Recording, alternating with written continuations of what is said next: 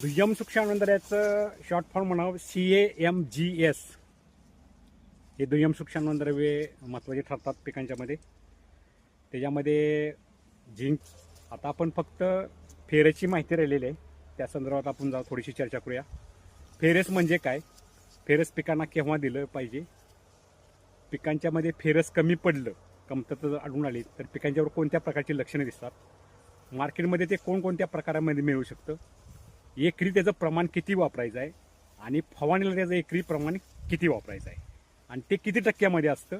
Ferrous मार्केटमध्ये chelated फॉर्ममध्ये किती टक्क्यामध्ये असतं आणि पावडर फॉर्ममध्ये क्रिस्टल फॉर्ममध्ये किती प्रमाणात असतं ते सांगणार आहे आपण. आता फेरस म्हणजे आयर्न म्हणजे लोह. बघा, 3 नाव आहेत, फेरस, आयर्न, लोह, म्हणजे एकच.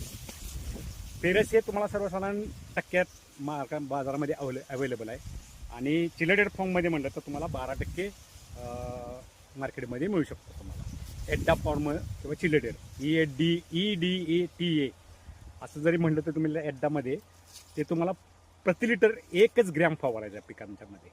आणि जर तुम्हाला ग्रॅन्युल किंवा क्रिस्टल फॉर्ममध्ये जर टाकायचं असेल तर एकरी प्रमाण ते 5 किलो आहे. आता फेरस म्हणजे काय तुम्हाला सांगितलं, फेरसचं वापरायचं प्रमाण किती आहे ते सांगितलं तुम्हाला मी. फेरसची जर कमतरता पडली पिकांच्यामध्ये तर काय होतं बघा. फेरस जर कमतरता कमी पडली तर नवीन कोवळी जी पालवी येणार आहे वरती झाडाच्या वरती, तर तिची पानं पिवळसर पडतात, शिरा हिरवट राहतात आणि तोंड शिराच्या मधला भाग पिवळसर होतो.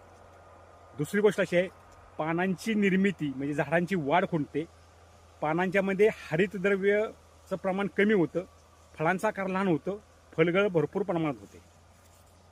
हे डिफिशियन्सी तुम्हाला मी सांगितली फेरसची जर कमतरता पडली तर.